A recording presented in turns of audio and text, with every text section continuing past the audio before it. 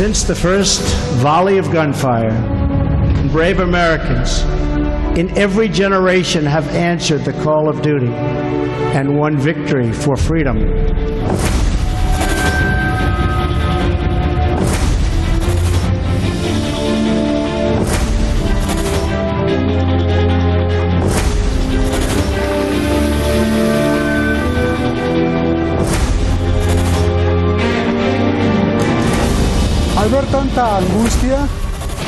Al ver tanta angustia y tanta tensión, esta noche quiero empezar proponiendo una hipótesis.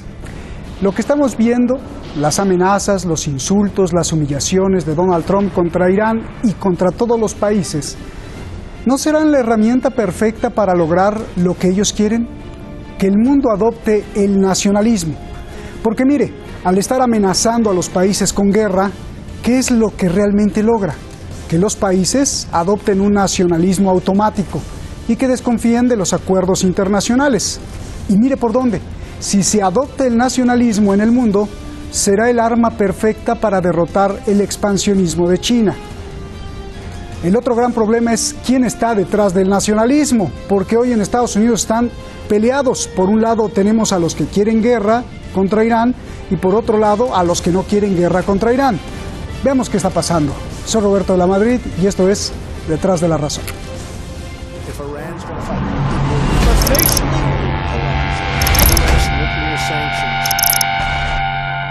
We'll see what happens. It's going to be a bad problem for Iran if something happens, I can tell you that. They're not going to be happy. They are not going to be happy people. Okay?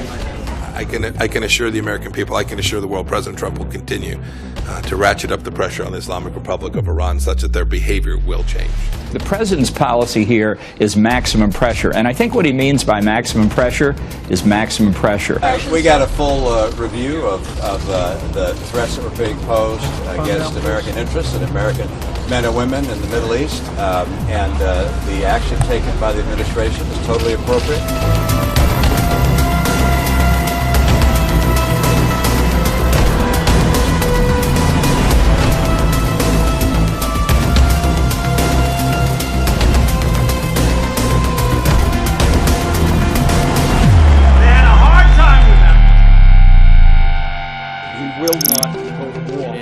Do not have the permission of war against Iran. Way back when we were lied to about the situation in Vietnam, and we went into a war which ended up costing us 59,000 lives based on a lie. 2003, we were lied to in terms of Iraq supposedly having weapons of mass destruction. We lost over 4,000 brave Americans, and hundreds of thousands of people in the region were killed and forced to leave their homes. I believe that a war with Iran would be an absolute disaster, far worse than the war with Iraq, and I hope the American people tell this administration that we will not go to war. This administration as to whether they think they have existing authority to engage in a preemptive war against Iran. There are many of us that worry that they could try to contort one of the old war authorizations from 2001 or 2003 such that they could launch a strike against Iran and never come to Congress. My argument is that you do not have the permission of Congress to go to war in Iran. If you want a war in Iran, you have to come to us.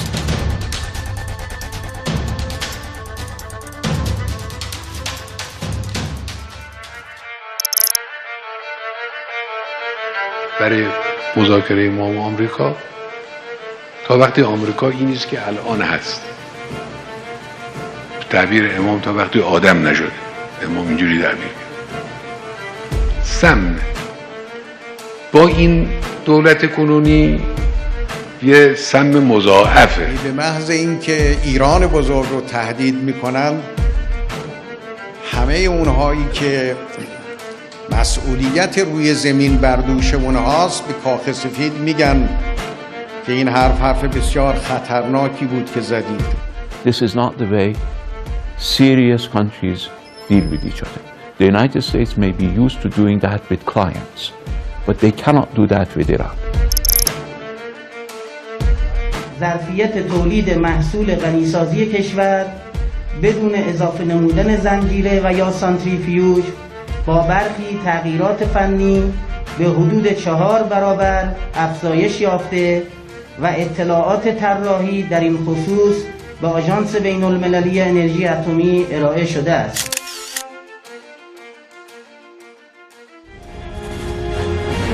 Muchísimas gracias al equipo detrás de la razón, muchísimas gracias a usted. Como siempre, vamos directamente con nuestros invitados, Lajos Azdi, analista político en San Juan, Puerto Rico, y Lluís Torres, politólogo en Madrid. Muchísimas gracias a los dos, al maestro Lajos, como siempre, muchísimas gracias. Gracias por estar aquí. Les ruego, como siempre, 1 minuto para cada respuesta. Lluís, ¿por qué tenemos dos grupos perfectamente contrarios en Estados Unidos? Unos que quieren atacar a Irán, ya sea con sanciones o militarmente, y otro grupo que no quiere atacar a Irán. ¿Por qué? Por favor. Muy buenas tardes, un placer estar aquí de nuevo. Fácilmente. Por un lado hay el grupo demócrata que recuerda las experiencias de Irak y el fracaso de Libia y no quiere repetir las mismas acciones en Irán, más cuando Irán sería un país mucho más difícil de atacar y mucho más difícil de vencer que un estado como Irak. Por otro lado, tenemos a los hawks republicanos de Donald Trump que siguen la línea establecida por George Bush y sus neoconservadores. Bien. Lajos, pues la misma pregunta, ¿no? ¿Por qué hay dos grupos y además perfectamente definidos, ¿no? Unos no quieren atacar a Irán y otros sí quieren atacar a Irán. Por favor. El compañero ha dicho lo del acuerdo nuclear. El acuerdo nuclear pues que firmó el presidente Obama con Irán en 2015 y bueno, estaba el apoyo ya del Partido Demócrata, al menos aquellos elementos que estaban de acuerdo con la política de Obama, de llegar a un acuerdo para controlar, según ellos, el programa nuclear iraní. Y sabemos, ya veíamos cuando se estaba negociando el acuerdo, cuando ya se había llevado a cabo, cómo los republicanos, el Partido Republicano de Estados Unidos se oponía terminantemente pues a ese acuerdo, que hasta el primer ministro de Israel, Benjamín Netanyahu, sin la invitación del presidente Obama, del Departamento de Estado, su diplomacia, pues fue al Congreso de Estados Unidos, invitado por el presidente de la Cámara de Representantes, republicano. Así que eso diríamos que es un elemento importante. Y claro, dentro de los republicanos ya están aquellos, por ejemplo, y soy rápido, no perdonan a Irán desde los tiempos de la toma de rehenes de la embajada, al comienzo de la Revolución Islámica. Probablemente Bolton es uno de esos que, si bien recuerdo, viene de tiempos de Ronald Reagan. Están otros que es por la actitud de Netanyahu, de estar en contra del acuerdo nuclear porque odia a Irán y no quiere que ni siquiera de manera pacífica tenga un programa nuclear. Y ahí estaría la influencia de Jared Kushner, yerno de Trump, por ejemplo, de Michael Pence, vicepresidente de Trump, republicano y evangélico y por motivos bíblicos muy incondicional de Israel, lo que diga. Así que tenemos eso, y como se ha dicho, los neoconservadores, ¿no? Los que yo llamo también neoimperialistas, que por su gran lealtad a Israel, sean de origen judío o no lo sean, pues odian Irán porque Irán apoya a los palestinos, apoya a Siria, apoya a Hezbollah, así que bueno, es un tema así, es como se dividiría en parte. Yes. A ver, ya Lajos ya empezó a llenarle ahí de esencia, la esencia que está detrás de las cosas. Y yo quiero, Lluís, que me expliques y que me dejes en el análisis muy claro. ¿Esto es una guerra entre nacionalistas y globalistas en Estados Unidos? O sea, los nacionalistas quisieran atacar a Irán y los globalistas no. A ver, explícame, por favor. No creo que vaya por ahí. Esto es una guerra entre los que siguen una línea establecida desde los tiempos de Jimmy Carter y los que han avanzado y han visto que Estados Unidos no puede tener una línea neoimperialista permanentemente en el mundo. Me explico. Hay dos cosas que quiere Estados Unidos en la región y que quiere Estados Unidos específicamente respecto a Irán. Uno, reducir su poder en la región, y dos, controlar el crudo iraní.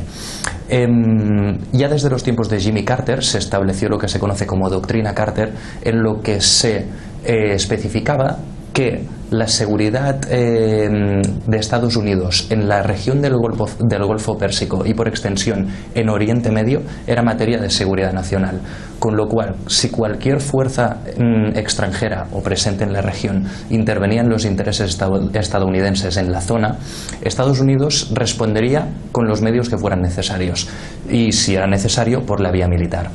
Esta línea se desarrolla un poco más con la administración Bush y esto es lo que llega hasta nuestros días. En ese momento se entiende que la seguridad energética de Estados Unidos es materia también de seguridad nacional y, de la misma manera, si es necesario utilizar la vía militar para defender estas prioridades, se utilizará. Por otro lado, este sería el factor del control del petróleo, pero por otro lado tenemos el factor del poder internacional o del poder regional. Estados Unidos en los últimos tiempos ha perdido poder en la región y por extensión lo han perdido sus campeones regionales, como se ha dicho, Israel y Arabia Saudí. Y Estados Unidos lo que no puede es tolerar esta situación. Entonces vemos enfrentadas dos líneas, la línea neoconservadora o que sigue esta tendencia imperialista y una nueva línea cuyo máximo exponente podría ser Bernie Sanders, que entiende que los tiempos del imperialismo quizá no tienen futuro. Bien, oye, pero Luis, ¿no está muy marcado o no está claro que los nacionalistas pues son estos halcones que dices, los neoconservadores, que quieren el proteccionismo, que adoptan al proteccionismo, que no quieren tratados con nadie, que han destruido los tratados de París, el de libre comercio con México, el tratado transatlántico, el acuerdo nuclear, y por el otro está perfectamente definido el globalismo por los Obama, los Clinton, los demócratas que sí quieren tratados, que sí quieren el acuerdo nuclear, que sí quieren el Tratado de Libre Comercio con México, que sí quieren el Acuerdo Transpacífico? ¿No es muy clara esa división? Luis. Es cierto que esta división existe, pero no olvidemos tampoco que la tendencia globalista de los demócratas, principalmente, es globalista siempre y cuando beneficie a Washington. Me explico. Obama es recordado por haber abierto vías diplomáticas amistosas con Cuba, con Irán, a través del acuerdo nuclear, pero siempre que estos nuevos acuerdos fueran beneficiosos para el propio país. Por otro lado, su política exterior, comparándola con la política exterior de la administración Bush, fue un poco más suave, pero no dejó de ser una política exterior agresiva. Por ejemplo, la administración Obama fue la que desarrolló el programa de drones en Yemen, en Somalia, en la zona del Waziristán del Norte, en Pakistán, en Afganistán. Es decir, sí que hay una línea entre globalistas y más, digamos, aislacionistas o nacionalistas, que podría ser la línea de Donald Trump, pero en materia de política exterior todos mantienen una cierta postura agresiva para defender lo que entienden que son los intereses de Estados Unidos en el mundo, como podría ser el control de regiones clave, el mantener una preponderancia en términos de poder a nivel internacional o el control de las reservas de crudo o de gas, la seguridad energética de la que hablaba antes. Déjame ir con Layos. Layos, a ver, maestro, y permíteme que te llame así porque de verdad todos los seguidores te quieren. Gracias por estar aquí otra vez. Layos, a ver, el primer ministro de Israel estaría feliz si Estados Unidos ataca a Irán. Pregunta, si los sionistas están detrás de los que quieren atacar, ¿quiénes están detrás de los que no quieren atacar? Bueno, se me ocurre, por ejemplo, el caso de John Kerry, que fue secretario de Estado bajo Obama en su segunda presidencia, y él, bueno, ha sido arquitecto del acuerdo nuclear, del Plan de Acción Integral Conjunto, el acuerdo nuclear con Irán. Entonces, él incluso ha sido acusado de que ya retirado, con Trump como presidente, ha estado en contacto, creo que eso le acusan con Irán, como que si, bueno, no ha sido leal a Estados Unidos, pero bueno, es el hecho de que es un buen acuerdo. Ahí poniéndonos del plano de la efectividad del acuerdo nuclear, reconocido por la ONU, reconocido por la Unión Europea, Reino Unido, Francia, Alemania, aparte ya de Rusia y de China, como un acuerdo que ha sido respetado por Irán y que ha seguido aún con las sanciones respetándolo. Entonces, hay esa postura de norteamericanos que ven que es simplemente un grave error eliminar tratados, porque además está ya la consideración de que si Estados Unidos negocia un tratado bajo un presidente y viene otro y lo elimina, entonces no hay confianza, no hay seguridad de que alguien quiera negociar con Estados Unidos porque viene otro presidente y acaba con ello. Y ahí yo me atrevería a decir que hay quizá probablemente republicanos de la vieja guardia, me refiero de tiempos de Reagan o de George H.W. Bush, Bush padre, pues que por ejemplo no les ha gustado, desviándome un poco de lo de Irán, pero el Tratado de Armas Nucleares de alcance corto, medio, intermedio de 1987, no le gusta la actitud de estos republicanos de Trump, Bolton por ejemplo, Michael Pompeo, que la idea es desmantelar el proceso de control de armas desde ese punto de vista, y ahí caería lo del acuerdo nuclear con Irán también, porque es una forma de tratar de controlar desde el punto de vista de Washington. Yo personalmente creo que no era necesario esas limitaciones para Irán, porque Irán no tenía un programa de armas nucleares, pero bueno, para ellos calmarse, estos que venían acusando a Irán de que tenía un programa de armas nucleares, pues el acuerdo a cambio de que se eliminen las sanciones. Entonces vemos un gobierno de Trump con unos republicanos, pero de lo más extremo, heredados sí de tiempos de George W. Bush, que era otro, yo diría que Bush un ignorante en política exterior, pero venían estos halcones, como se ha dicho, a invadir a Irak, por ejemplo, Oye, a Lajos, tratar de atacar a Irán. ¿Sí? ¿Por qué estos grupos que dices de halcones están asociados con los supremacistas blancos?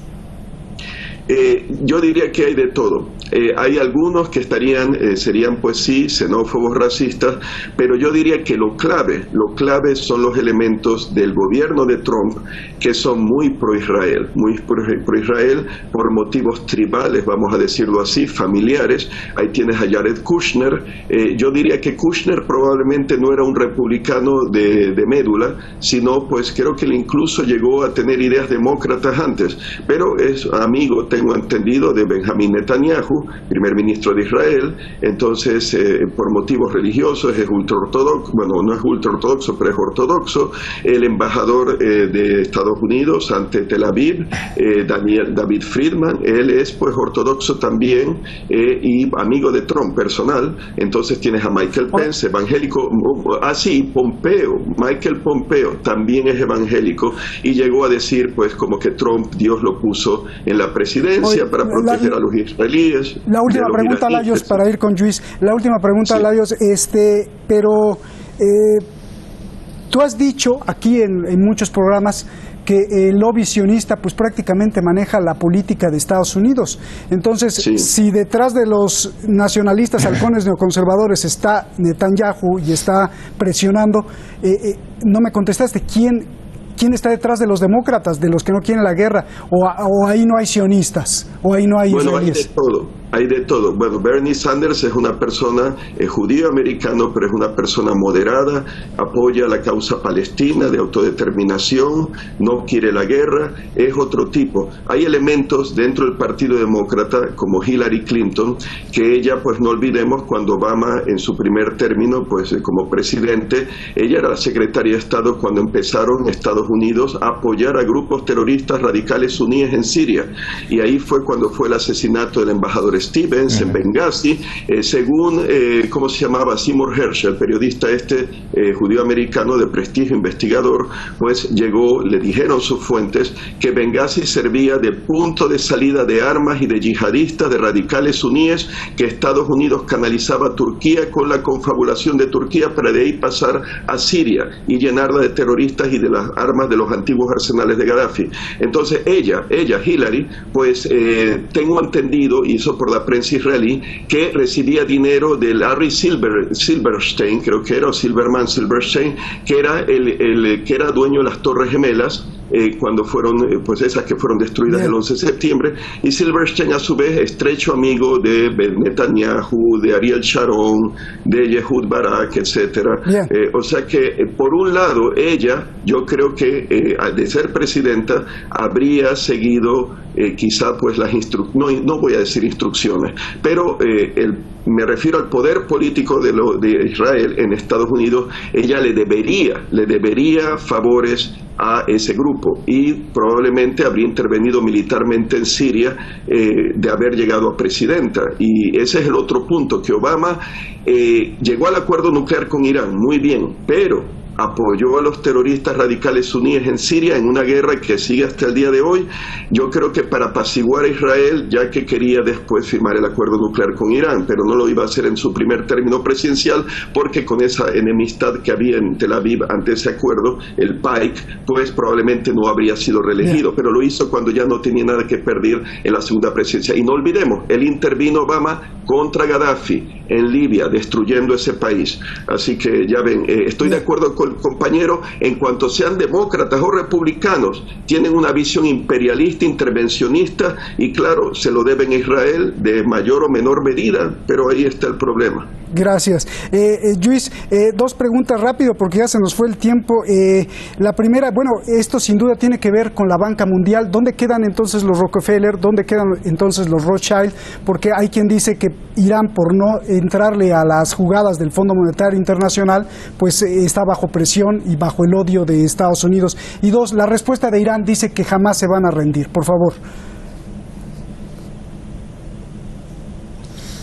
En primer lugar, sí que es cierto que Irán no acata las normas de lo que serían las instituciones económicas globales como el Banco Mundial o el Fondo Monetario Internacional, pero es más peligroso aún. No hay que olvidar que China está intentando establecer un sistema económico bancario alternativo para todos aquellos países que no quieran doblegarse a estos intereses económicos que han sido los hegemónicos desde el final de la Segunda Guerra Mundial. Ahí perciben un peligro. Por eso las sanciones económicas van principalmente dirigidas a las entidades financieras iraníes y a las empresas petrolíferas. Por otro lado, me gustaría remarcar, en relación con lo que ha dicho el compañero, con el que estoy muy de acuerdo, la influencia que tiene Israel en toda esta escalada de tensiones, en todo este conflicto.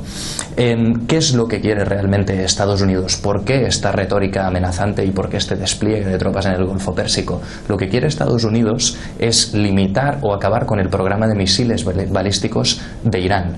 Y esto viene relacionado con el contexto regional de los últimos años. Como decía anteriormente, Irán ha ganado muchísimo poder regional, lo que hace que Israel y Arabia Saudí se sientan amenazados, pero especialmente Israel, porque habiéndose establecido un nuevo gobierno en Irak, mucho más propenso a tener relaciones normalizadas con Irán, mientras se está ganando por parte del régimen de Al-Assad la guerra en Siria y con la presencia de Hezbollah en Líbano, Estados Unidos e Israel están viendo cómo puede establecerse lo que ellos llaman un corredor chií, desde Irán hasta el Mediterráneo, lo que representa una amenaza muy grave para Israel. Bien. Entonces, como consecuencia y utilizando el poder que tiene el lobby israelí en Estados Unidos, lo que están haciendo es presionar para que Estados Unidos adopte esta retórica amenazante. Bien. Y la primera de sus jugadas es intentar limitar el programa de misiles balísticos de Irán.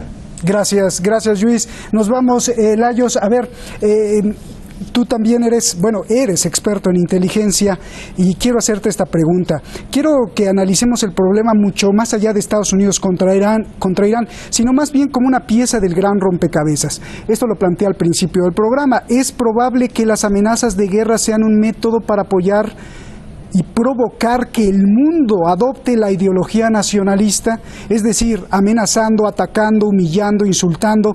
Pensemos cuál es la reacción de los países. Protección. Entonces estarán haciendo que los países, en vez de confiar en el acuerdo internacional, se replieguen y refuercen el nacionalismo. Ese que Steve Bannon está por Europa, por allá por España, con Vox, con todos los partidos que ha visitado, que quiere imponer el nacionalismo. El nacionalismo entonces así sería el arma perfecta para combatir el globalismo de China. ¿Qué piensas si nos vamos, Lajos? Sí, bueno, brevemente, no estaría de acuerdo con eso, pero lo que sí creo es que Estados Unidos, como dirían a la cañona, quiere imponer su hegemonía a nivel mundial. Es como la nueva amenaza del mundo, en mi opinión ahora, como antes lo fue Hitler, pero Hitler, claro, se puso a invadir con sus Panzer. Estos invaden de vez en cuando, pero están dependiendo más en lo que llamaría la guerra híbrida, usando otro tipo de instrumentos como sanciones económicas, sanciones diplomáticas, acusaciones jurídicas de crímenes, etcétera. Y las sanciones económicas, pues, las están usando, para parecer efectivamente, para intimidar al resto del mundo, o que no compren petróleo Venezuela, no compren petróleo Irán, no comercien con Huawei de la China. Entonces es una forma de imponerse a la fuerza a Estados Unidos. Y recurren con operaciones a veces de inteligencia para crear un casus belli, es lo que yo temo con Irán. Ese incidente de Fujairah en Emiratos Árabes Unidos, Golfo de Omán, pudieron haber sido comandos SEAL de la Marina Americana o SBS, Special Boat Service del Royal Navy británico, porque tienen los medios. Y acabo con esto, el SEAL Delivery Vehicle SDV, que es para insertar hombres rana y poner minas de contacto, minas Lapa, y bueno, es un tema para otro debate. Nos vamos, pero, Layos, sí. Perdóname, nos vamos, gracias, se nos acabó rapidísimo el tiempo. Empecé con una hipótesis y cierro con otra. Si la historia fuera una señora y nos hablara al oído, quizá la historia nos diría que no han aprendido, que no se han dado cuenta que Estados Unidos no gana ni una guerra y que eso es precisamente lo que quieren, solo causar desastre, porque en todas las guerras que Estados Unidos pierde, en realidad gana. Nos guste o no, así se convirtió en la primera economía del mundo. Porque lo que importa en una guerra para Estados Unidos es la manufactura de armas. Eso es todo. Las guerras son un show, son una expo para vender sus modelos, para probar los nuevos y para meterle miedo a los vecinos para que compren más armas. Resultado, la economía más poderosa del mundo, que ya no está cierto. Gracias.